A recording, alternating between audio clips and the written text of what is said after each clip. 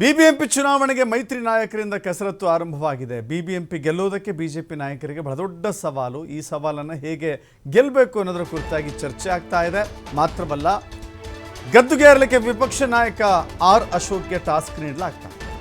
ಸದ್ಯ ಜೆಡಿಎಸ್ ಜೊತೆಗಿನ ಮೈತ್ರಿಯೇ ಆರ್ ಅಶೋಕ್ಗೆ ಒಂದು ರೀತಿ ಬಲ.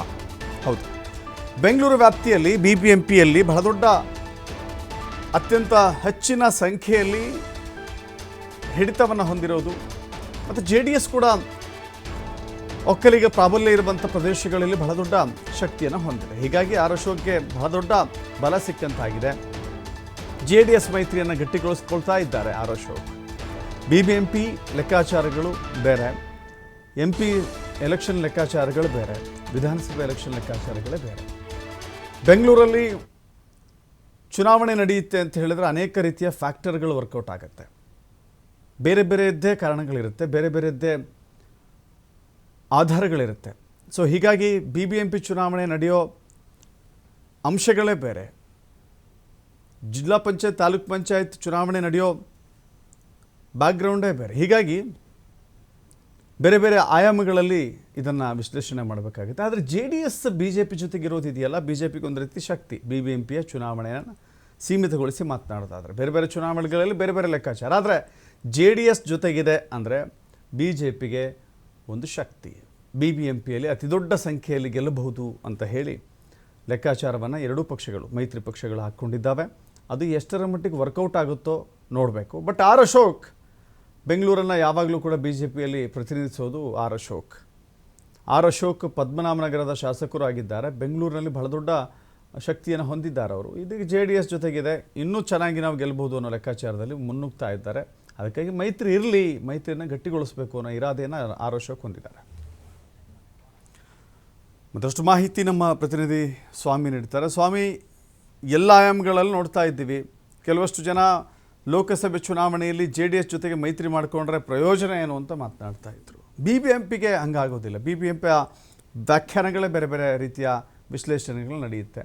ಈಗ ಆರ್ ಅಶೋಕ್ ಹೆಗಲಿಗಿದೆ, ಯಾವ ರೀತಿ ವರ್ಕೌಟ್ ಆಗುತ್ತೆ ಈ ಜಾಯಿಂಟ್ ಆಪರೇಷನ್ ಅಂತ? ದಶರಥ್, ಸದ್ಯ ಲೋಕಸಭಾ ಚುನಾವಣೆ ರಿಸಲ್ಟ್ ಬಾಕಿ ಇದೆ, ಎಲೆಕ್ಷನ್ ರಿಸಲ್ಟ್ ಬಾಕಿ ಇದೆ. ಮುಂದೆ ನಡೆಯುವಂತಹ ಚುನಾವಣೆಗಳಿಗೆ ಮೂರು ಪಕ್ಷಗಳು ಅಂದ್ರೆ ಕಾಂಗ್ರೆಸ್, ಜೆಡಿಎಸ್, ಬಿಜೆಪಿ ಮೂರು ಪಕ್ಷಗಳು ಸಾಕಷ್ಟು ಸಿದ್ಧತೆಗಳನ್ನು ನಡೆಸ್ತಾ ಇದ್ದಾವೆ.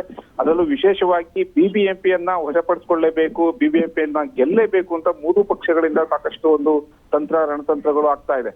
ಹಾಗಾಗಿ ಒಂದು ಕಡೆ ಮತ್ತೆ ಮೈತ್ರಿಯಲ್ಲಿ ಪ್ರಾಬಲ್ಯ ಸಾಧಿಸೋದಕ್ಕೆ, ಶಕ್ತಿ ಪ್ರದರ್ಶನ ತೋರಿಸೋದಕ್ಕೆ ಜೆಡಿಎಸ್ ಬಿಜೆಪಿಗೆ ಬಿಬಿಎಂಪಿ ಚುನಾವಣೆ ಗೆಲ್ಲೋದು ಒಂದು ಕಡೆ ಅನಿವಾರ್ಯ. ಮತ್ತೊಂದು ಕಡೆ ಯಾವ ರೀತಿ ಒಂದು ಸಂಘಟನೆ ಮಾಡಬೇಕು, ಬಿಬಿಎಂಪಿಯನ್ನ ಗೆಲ್ಲಬೇಕಾದ್ರೆ ಯಾವ ರೀತಿ ಒಂದು ರಣತಂತ್ರಗಳನ್ನ ಮಾಡಬೇಕು. ಯಾಕಂದ್ರೆ ಕಾಂಗ್ರೆಸ್ ಸರ್ಕಾರ ಆಡಳಿತದಲ್ಲಿದೆ. ಈಗಾಗಲೇ ಕೂಡ ಕೆಪಿಸಿಸಿ ಅಧ್ಯಕ್ಷರಾದಂತಹ ಡಿ ಕೆ ಶಿವಕುಮಾರ್ ಒಂದು ಕಡೆ ತಯಾರಿ ನಡೆಸ್ತಾ ಇದ್ದಾರೆ.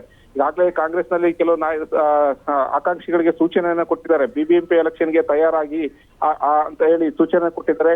ಹಾಗಾಗಿ ಇವೆಲ್ಲವನ್ನ ನಿಭಾಯಿಸಿಕೊಂಡು ಅಂತ ಹೋಗುವಂತಹ ಒಂದು ಶಕ್ತಿ ಈಗ ಮೈತ್ರಿ ಪಕ್ಷಗಳಿಗೆ ಅನಿವಾರ್ಯತೆ. ಹಾಗಾಗಿ ಒಂದು ಕಡೆ ಬಿಬಿಎಂಪಿಯನ್ನ ಉಸ್ತುವಾರಿ ವಹಿಸಿಕೊಳ್ಳೋದಕ್ಕೆ, ಜೊತೆಗೆ ಬೆಂಗಳೂರಿನಲ್ಲಿ ಪ್ರಾಬಲ್ಯವನ್ನು ಸಾಧಿಸಿರುವಂತಹ ವಿಪಕ್ಷ ನಾಯಕರಾದಂತಹ ಆರ್ ಅಶೋಕ್ಗೆ ಒಂದಿಷ್ಟು ಮತ್ತೆ ಈಗ ಟೆನ್ಷನ್ ಶುರುವಾಗಿರೋದ್ರ ಜೊತೆಗೆ ಜವಾಬ್ದಾರಿಯನ್ನು ಹೊತ್ಕೊಂಡಾದ್ಮೇಲೆ ಯಾವ ರೀತಿ ನಿಭಾಯಿಸಬೇಕು ಎಂಬ ಪ್ರಶ್ನೆ ಈಗ ಶುರುವಾಗಿದೆ.